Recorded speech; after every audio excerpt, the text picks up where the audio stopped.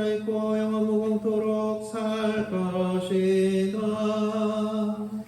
할렐루야 할렐루야. 주님께서 여러분과 함께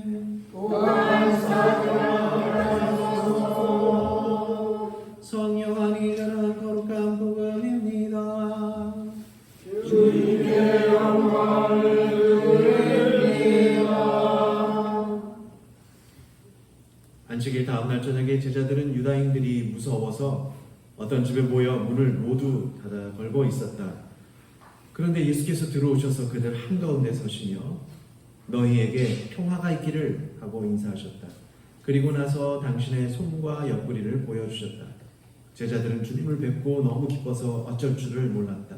예수께서 다시 너희에게 평화가 있기를, 내 아버지께서 나를 보내주신 것처럼 나도 너희를 보낸다 하고 말씀하셨다. 이렇게 말씀하신 다음 예수께서는 그들에게 숨을 내쉬시며 말씀을 계속하셨다. 성령을 받아라. 누구의 죄든지 너희가 용서해주면 그들의 죄는 용서받을 것이고 용서해주지 않으면 용서받지 못한 채 남아있을 것이다. 12 제자 중 하나로서 쌍둥이라고 불리던 토마는 예수께서 오셨을 때에 그들과 함께 있지 않았었다. 다른 제자들이 그에게 우리는 주님을 배웠소 하고 말하자 토마는 그들에게 나는 내 눈으로 그분의 손에 있는 못자국을 보고 내 손가락을 그 못자국에 넣어보고 또 내 손을 그분의 옆구리에 넣어보지 않고는 결코 믿지 못하겠소 하고 말하였다. 여드레 뒤에 제자들이 다시 집안에 모여 있었는데 그 자리에는 토마도 같이 있었다. 문이 다 잠겨 있었는데도 예수께서 들어오셔서 그들 한가운데 서시며 너희에게 평화가 있기를 하고 인사하셨다. 그리고 토마에게 내 손가락으로 내 손을 만져보아라. 또 내 손을 내 옆구리에 넣어보아라. 그리고 의심을 버리고 믿어라 하고 말씀하셨다. 토마가 예수께 나의 주님 나의 하나님 하고 대답하자 예수께서는 너는 나를 보고야 믿느냐? 나를 보지 않고도 믿는 사람은 행복하다 하고 말씀하셨다. 예수께서는 제자들 앞에서 이 책에 기록되지 않은 다른 기적들도 수없이 행하셨다. 이 책을 쓴 목적은 다만 사람들이 예수는 그리스도이시며 하느님의 아들이심을 믿고 또 그렇게 믿어서 주님의 이름으로 생명을 얻게 하려는 것이다. 주님의 복음입니다. 그리스도를 찬미합니다. 찬양하십시오. 성부와 성자와 성령의 이름으로 아멘. 사람이 어느 때에 의욕을 잃을까요? 또 어떤 때에 좌절감에 빠질까요? 물론 이유가 한 가지가 있는 게 아니라 여러 가지가 있겠죠. 건강을 잃어서 누워있으면 시름시름 앓고서 누워있으면 만사가 귀찮고 뭘 먹기도 식욕도 없고 누구를 더 만나기도 싫죠. 또 누군가가 무엇인가를 목표를 세워놓고 누구보다 준비를 하고 노력했지만 실패하면 어때요? 그냥 좌절감에 빠집니다. 자신이 목표한 바를 해도 안 되는구나 하면서 자포자기합니다. 또 그렇죠. 낙하산이라고 있죠. 낙하산. 그렇게 내가 준비를 열심히 하고 정말 누구보다도 잘했는데 딱 누구 권력 있는 사람 누가 그 사람 딱 꽂아요. 그러면 자기는 밀려나요. 그러니까 막 속이 부글부글 막 그냥 힘들고 그렇게 하고 백 없는 놈이 서럽구나 이렇게도 생각할 수도 있죠. 의욕을 가지고 또 자신이 여러 가지 말을 막 했어요. 난 이렇게 할 거다 이렇게 할 거다 나는 꼭 그래 나는 그런 사람이 아니야. 그러다가 나중에 보니까는 자신이 한 말을 지킬 수가 없을 때 자신이 한 말을 지킬 수가 없을 때도 어떻게 되냐면 그럴 때는 또 자기 자신에 대한 믿음이 사라집니다. 또 일을 나 이걸 해야지 하다가도 실증이 나가지고 이거 안 해. 또 뭐 하다가도 또 실증이 나서 내가 싫어 안 해. 이렇게 되면은 그 일을 갖다 계속 포기하면은 어때요? 자기 자신을 믿을 수가 없어요. 이것도 뭐 한 일을 하다가 실증이 나버리면 안 하죠. 그러니까 뭘 이렇게 끈덕지게 하는 게 없어. 사람들도 막 그럴 수도 있고 그렇습니다. 하는 일마다 잘 안 돼서 자기가 진정 원하는 일을 하지 못하는 경우가 있을 때는 그냥 삶이라는 게 그냥 괴로움의 연속일 수가 있어요. 나는 왜 하는 일마다 이렇지? 라기도 하고, 나는 왜 이렇게 끈기가 없지? 나는 왜 이렇게 의지가 약하지? 뭐 이럴 수가 있습니다. 그냥 삶이 그런 괴로움의 연속이 됩니다. 근데 생각해보면은 인생에는 어떤 의미가 있고 또 인생에 무슨 정답이 있나요? 있을 것도 같고 없을 것도 같습니다. 제 자신도 이렇게 살펴보면 마찬가지로 그런 고민들을 가장 많이 했었던 때가 이제 중고등학교 시절이었던 것 같아요. 그러니까 고민하는 거죠. 앞으로 나는 무슨 일을 해야 되나 막 이렇게 해서 갑자기 그냥 그 생각만 하면 앞이 그냥 캄캄해지고 두려웠던 적이 있었어요. 그래서 어쨌든 대학에는 가야 되니까 대학 공부를 열심히 하다가 보면 입학하고도 나서 제가 이제 적성에 더 맞고 인생에 무엇이 더 의미 있는 일일까라고 생각하고 그것을 발견하고는 다니던 대학을 그만두고 다시 대학 시험을 봤어요. 다행히 근데 어쩌다 보니까 철커덕 합격을 했어요. 그래서 신학교에 다녔죠. 근데 잘 다니던 대학을 그만두고 전공을 바꾸고 그래서 인생을 송두리째 다른 방향으로 이제 전환을 한 거잖아요.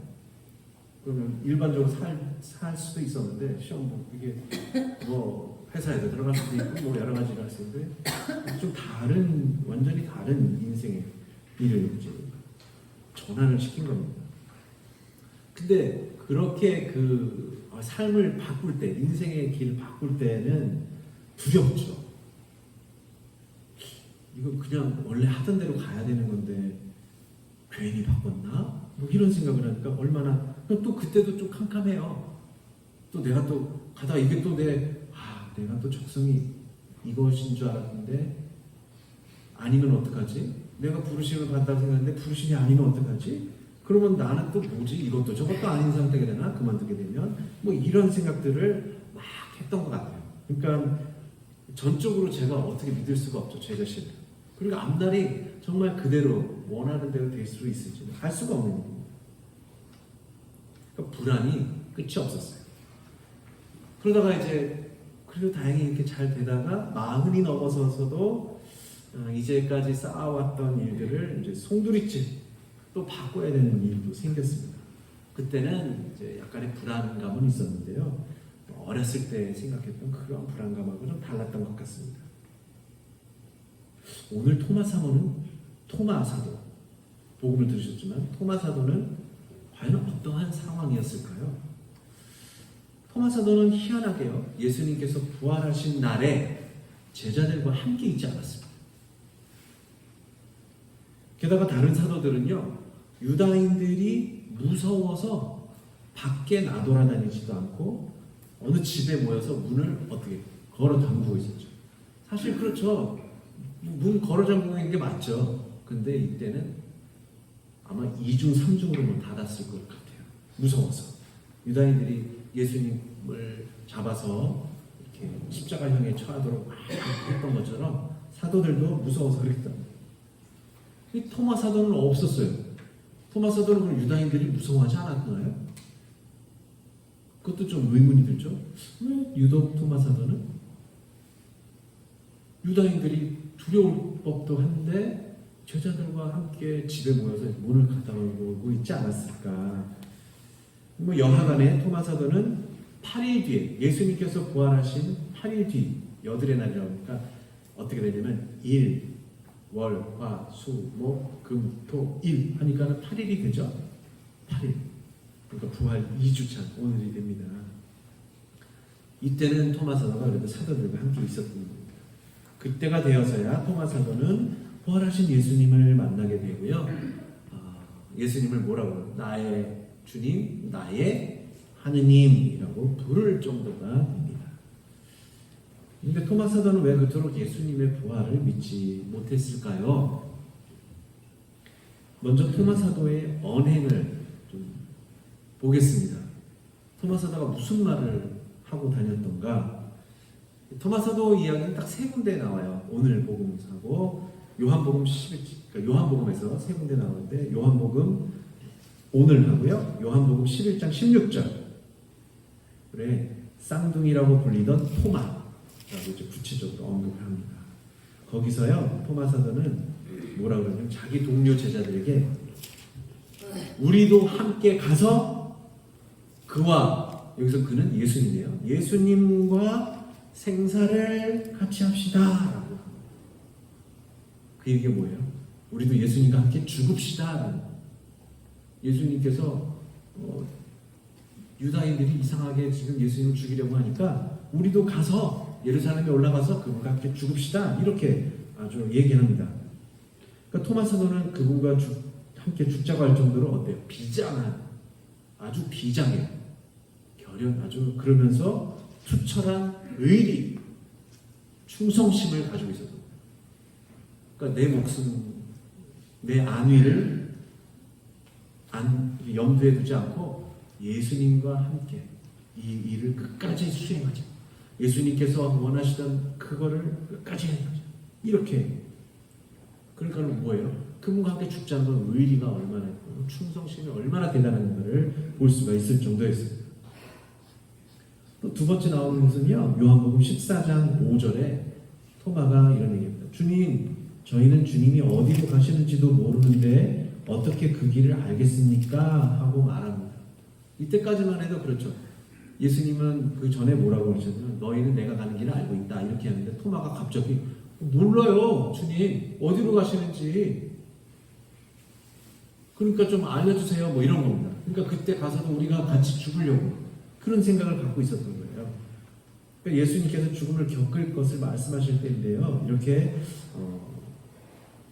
앞에서 두 군데, 오늘까지 세 군데 이렇게 토마의 이름과 토마가 했던 말들이 나옵니다. 정작 예수께서 이제 부활하셨는데 토마 사도는 이를 믿지 못했고요. 동료 사도들의 말도 믿지 못했습니다. 제가 보기에는 토마 사도는 엄청나게 심적으로 막 혼란을 막 겪고 있어요. 마음이 막 혼란스럽고 어떻게 할 수 있는지 모르는 상태였던 것 같아요. 뭐라 그래요? 어떻게 따지면 공황 상태가 온 겁니다. 공황 상태. 그러니까 사도 베드로가 예수님을 3번을 부인했죠. 예수님 몰라요. 아유 그 사람 몰라요. 아유 나 그 사람하고 엮지 마세요. 모르는 사람. 그렇듯이 토마 사도도 어떻게 했냐면 우리 예수님과 함께 죽자. 다른 사도들에게 그랬어요. 야 예수님 혼자 보내면 어떡해. 우리 같이 죽자. 라고 할 정도로 대단한 사람이었는데요. 결국은 어떻게 됐어요?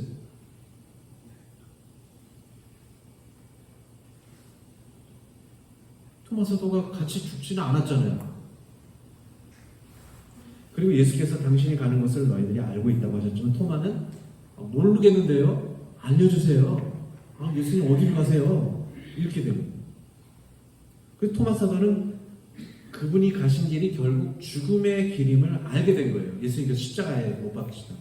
죽는 거였는데 나는 어때요? 그분과 운명을 함께하지 못했다. 그 자신이 했던 말, 자기가 가졌던 신념 이런 게 어떻게 송두리째 무너져. 마지막을 예수님을 따라서 하느님 나라를 세워야 했는데 그 당장에 그 당시에는 유다인들이 무서워서 그냥 그 목표를 달성하지 못하고 그냥 비굴해져 버린 거예요. 예수님을 위해서 의리도 지키고 충성심도 강했는데 자기는 비굴한 거예요. 내가 생각했던 신념, 그 인생의 최종 목적 이런 것들이 다 사라져. 예를 들자면 내 자식이 죽어버린 거랑 똑같은 거예요. 나의 동반, 반려자, 나의 아내나 남편 없어져 버린 거랑 똑같은 거예요. 비슷한 상황이 와버린 거죠. 그러니까 정말 토마 사도는 이 마음으로 안에는 아무런 의욕도 없고 그냥 앞이 그냥 캄캄. 그리고 자기 자신에 대해서 믿을 수가 있어요. 내가 이제까지 이렇게 난 정말 그런 사람이야라고 믿어왔는데 다 무너져. 아무것도 없고 자기 자신을 믿을 수도 없고 실망하고 아무것도 캄캄한 상황입니다. 유다인들이 두렵다기보다는 이제 자기 자신이 무엇을 해도 어떤 의미가 없는 삶을 살아간다고 보니까 절망을 하고 있었던 상황인 것이죠. 이렇게 자기 자신을 믿지 못하게 되고 이제껏 자기가 한 말이 다 무너져 버렸으니까 자기가 거짓말쟁이가 됩니다. 내가 하는 말은 이제 믿을 수가 없고 내가 내 자신이 하는 말도 믿을 수도 없고 거짓말쟁이가 됩니다. 자신이 평생 가장 중요한 가업을 여겼던 일이 다 거짓이 되고 의지박약한 사람이 되었으니 그럼 이제 동료 사도들이 뭐라고 해도 믿을 수가 없어서 그들도 사실 따지고 보면은 주님을 버린 꼴이니까 나도 그의 말도 믿을 수가 없는 것이죠. 그러니 다른 사도들은 함께 모여 있었음에도 불구하고 처음에는 토마 사도가 따로 있었던 것이죠. 어디선가 뭘 하고 있었을지 모르겠습니다. 자기 자신을 자책했겠죠. 내가 그거밖에 안 돼. 내가 예수님을 같이 죽자고 했고 왜 이렇게 말을 자신의 삶의 의미가 사라져버린 것이죠. 유다인들이 두려워할 필요도 없어요. 그냥 될 대로 되라. 나는 정말 아무것도 없는 사람이 되어버렸구나. 이러니 일단 바깥에서 홀로 있었을 것 같습니다. 사도들과 떨어져서 예수님과 함께 죽자고 말이라도 하지 말고 주님이 어디로 가시는지 묻지나 말걸. 이런 후회와 절망감이 토마 사도가 아마 어디선가 막 울었을 거예요. 울었고 그냥 아무것도 먹지도 않고 그냥 희망을 잃어버리면서 지냈을 것 같습니다. 저의 개인적인 인생의 여정의 방향도 이제껏 크게 두 번이라고 생각이 되죠. 처음 다니던 대학을 그만두고 이제 성직의 길을 갔을 때 그렇고 또 그 성직의 길을 가다가 이제 성공의 교회에 오게 됐을 때 처음은 확신과 의심 가운데 두려우면서도 잘 몰랐지만 두 번째 제가 이쪽으로 이렇게 새로운 방향으로 오게 되었을 때는 두렵지까지는 않았고요. 당신이 이끄시는 대로 맡겨뒀던 것 같습니다. 토마 사도는 예수님을 죽기까지 충성하면서 따르게 했다고 하였지만 실패하였고요. 나약한 자기 자신의 모습을 발견했습니다. 그래서 자기 자신을 믿지 못하고 다른 이들의 말도 믿지 못하고 사도들의 모임에도 아무런 의미도 없었지만 그들과 함께 다녔던 습성으로 인해서 그들과 함께 있게 됩니다. 제자들과 예수님과 함께 다녔던 그 시간, 그때 함께 울고 웃었던 그 시간, 그 습성이 남은 거죠, 몸에. 그래서 어쨌든 첫날에는 예수 같이 없었지만 지금 여드레는 지난 날에는 제자들과 함께 모여 있었습니다. 예수님께서 부활하신 지 8일 뒤에 다시 토마 사도도 있는 그때 나타나셨고요. 다른 사도들에게는 부활이 예수께서 돌아가신 뒤 사흘째였지만 토마 사도는 첫 번째 부활 체험은 예수님께 돌아가신 뒤 열흘째가 방금 전에 저에게도 두 가지 큰 움직임이 있었다고 말했는데요. 저에게 지금의 제 사제 생활도 따지고 보면 또 다른 부활 체험이 됩니다. 저에게 새로운 삶의 의미가 열리게 된 것은 두려움이 아니라 주님께서 뜻하신 바가 있어서 어떤 방향을 바꿔주시는 것이죠. 당장 부활하신 날이 아니라 8일 뒤가 저에게도 부활을 체험하는 날일지 모릅니다. 토마 사도는 때로는 절망감과 자기 자신에 대한 믿음의 결여 때문에 방황하였지만 사도들과 함께했던 예수님과 함께했던 그 습성, 이 습성이 오히려 그를 예수님의 부활 체험으로 이끌었습니다. 제가 만약에 모든 일을 버리고 이제 다시 사제의 길로 가지 않으려고 했다면 제가 여러분들을 그렇게 다시 만날 일은 없었겠죠. 저에게 남은 습성도 사실 따지고 보면 토마 사도와 같습니다. 토마 사도가 예수 부활의 믿음도 없고 자기 자신에 대한 믿음도 사라졌지만 마지막까지 그에게 남아있던 것은 사도들과 예수님과의 사랑에 대한 기억이었던 것이죠. 그래서 실망하고 절망 가운데서 제자들에게 그래도 결국엔 돌아가서 함께 있었던 까닭은 바로 그것이었습니다. 부활 체험이라는 것이 아주 그냥 예수님께서 정말 갑자기 확 나에게 나타나셔서 내가 부활했다. 너 왜 이렇게 안 믿냐? 그렇게 부활 체험하시는 분이 지금 계실까요? 그랬다면 어떻게 됐냐? 그 사람은 성인 성녀가 돼서 벌써 여기서 살 수가 없어요. 그냥 하늘로 그냥 가는 거예요. 그렇다고 해서 우리 그런 체험이 없다고 해서 부활이 없는 것이 아닙니다. 눈으로 직접 보지 못했다고 해서 예수 그리스도의 부활이 없어진 것이 아닙니다. 아무것도 믿을 수도 없고 확신할 수도 없다고 해도 때로는 그럴 수 있어요. 하나님이 정말 계신가? 교회에 나와서 무슨 일을 이게 의미가 있나? 예수님 믿는다는 게 의미가 있나? 뭐 이런 생각. 저 신부님 맨날 알아듣지도 못하는 얘기만 하고 그 들으면 뭐 하나? 뭐 이런 생각도 하실 수도 있고 그렇습니다만 이제까지 교우님들과 서로 나눴던 정, 사랑 이게 애증이기도 하죠. 그리고 교회를 통해서 다른 이들에게 열정적으로 나눴던 사랑 그리고 기도 이런 일들이 우리가 그리스도의 부활을 깨닫고 체험하게 하는 통로가 됩니다. 내 뜻대로 되는 일이 하나도 없고 꿈꾸던 일들이 무너져서 삶의 의욕과 의미를 찾지 못한다고 해도 이곳에서 나눴던 주님과의 사랑과 교우들과 친구들과 또 이웃들과의 사랑의 기억이 우리를 다시 부활의 체험으로 이끌어줄 것입니다. 이것이 그리스도께서 이제 다시 찾아와서 주시는 은총이고 은혜입니다.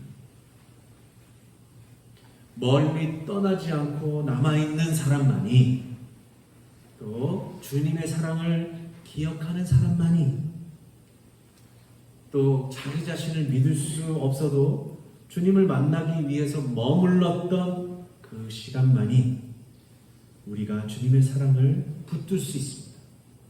방황하고 절망하고 나 자신을 믿지 못한다고 해도 이곳에서 나눴던 친교의 기억만이 예수 그리스도께서 부활하심을 체험하고 믿게 합니다.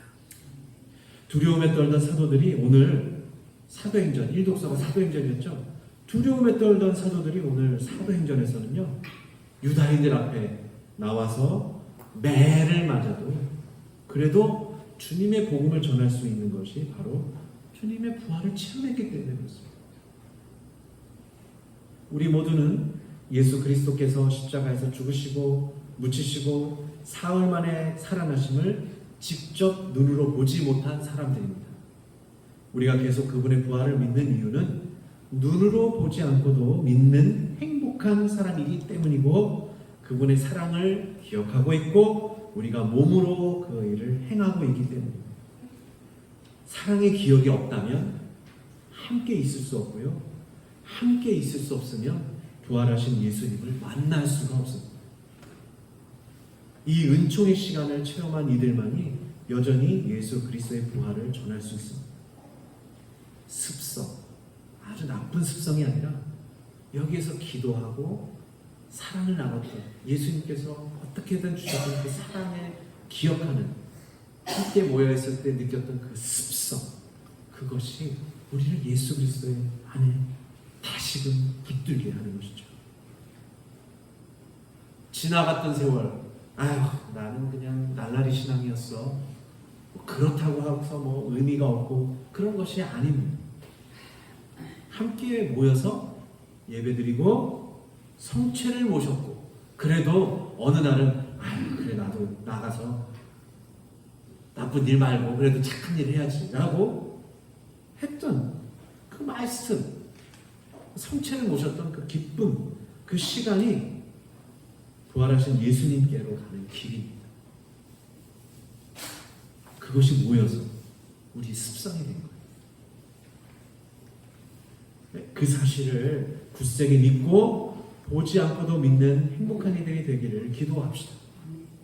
주님께서 그렇게 부활하셨습니다. 여러분의 마음에 그렇게 부활하셨습니다. 주님께서 부활하심을, 그 기쁨을 우리 다시 끊임없이 기억하고 그럼으로써 정말 주님의 오심을 기뻐했으면 좋겠습니다. 할렐루야. 성부와 성자와 성령의 이름으로. 아멘.